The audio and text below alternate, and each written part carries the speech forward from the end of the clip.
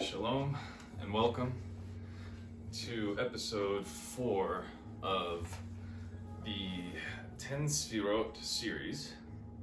Today we're going to be discussing this element right here. In orange, it's pronounced Gevura.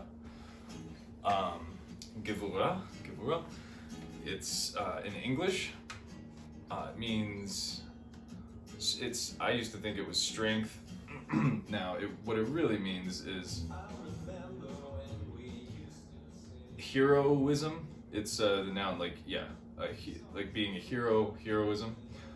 And to give you a sense of what I mean by heroism, I'm just going to tell you a story, which I must warn you first is it's a little disturbing. It's not intolerable, but it's a bit heavy, let's put it that way.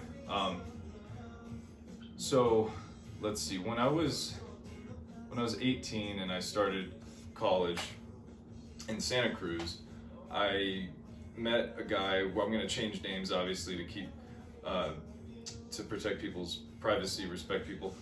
So I met a guy named Philip, who I quickly became friends with. We became really close, started hanging out all the time together, going to the gym, playing music together, smoking a lot of weed together.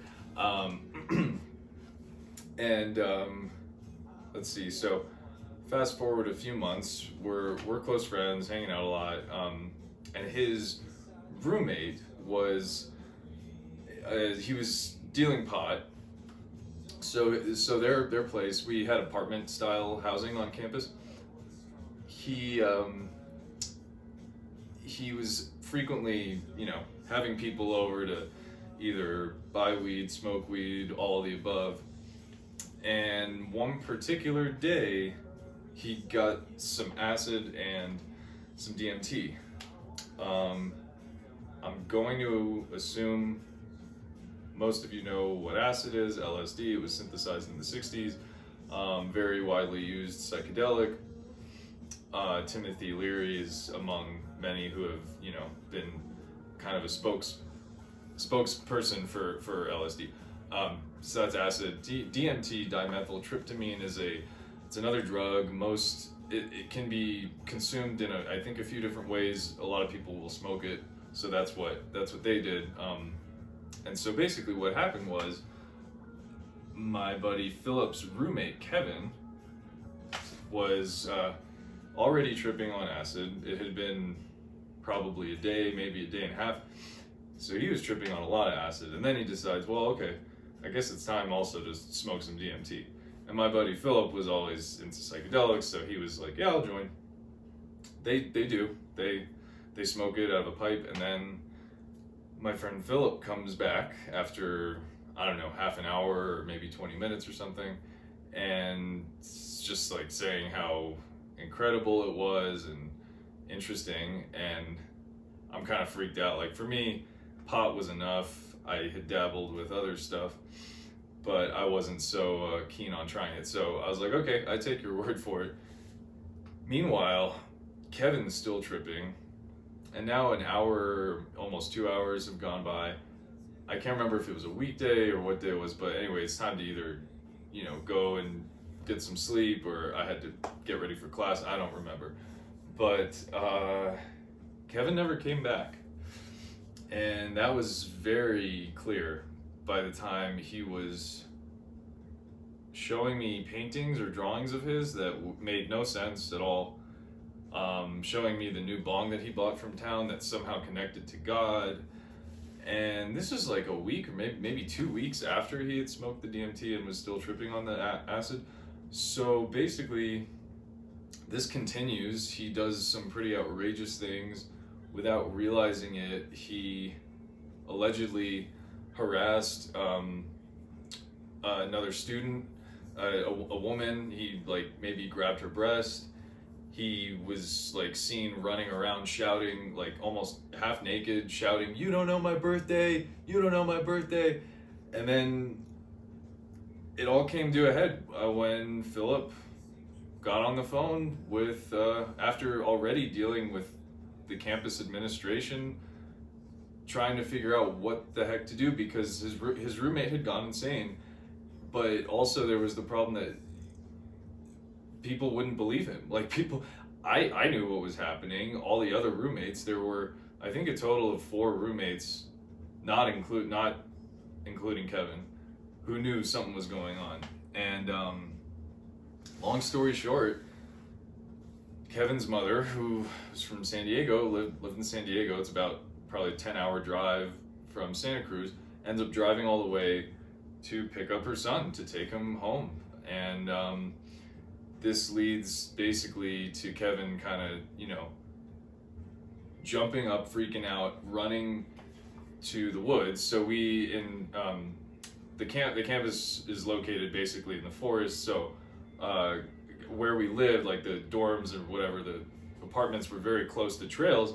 So you could walk 5 minutes and you'll be on a hiking trail. So now Philip is going after Kevin and chasing him. He's tackling him to the ground, and it's emotional. And he doesn't want to be doing this, but he says, "Look, man, this is for your own good. I'm so sorry. I'm sorry. This is the way it is. But it's okay. Like, you're gonna be okay. Like, we're helping. We're gonna help you, and it's gonna be okay." And he managed to get him up and escort him back to that side of campus where his mom was waiting for him.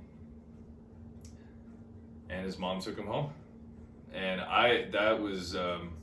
that's the last I saw of Kevin. And I remember since that happening, fast forward like 2 or 3 years, I know Philip had told me that he had gotten some phone calls from Kevin. He'd leave him voice messages that made no sense. They were totally incoherent. And it just broke my heart to have known someone. This wasn't a close friend of mine by any means. I wouldn't have even called him a friend. He was an acquaintance. He was someone I bought pot from and I would smoke with.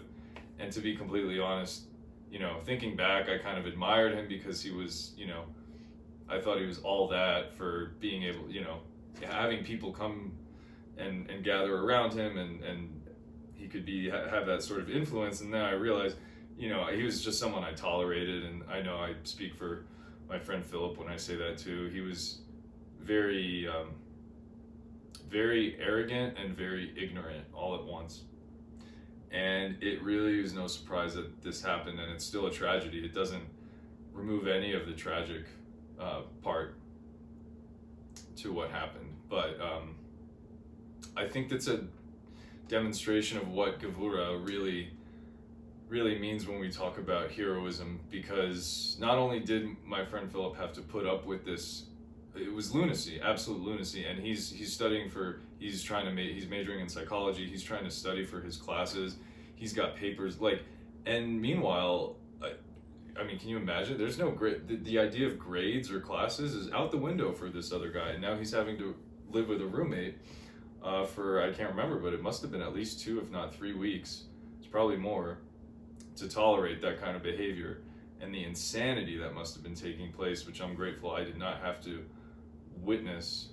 But that takes a hero to have that level of tolerance, patience, and at the end of the day, still that level of compassion and kindness, which I really admire and always had admired in my friend Philip. So with that, I do hope Philip's doing well.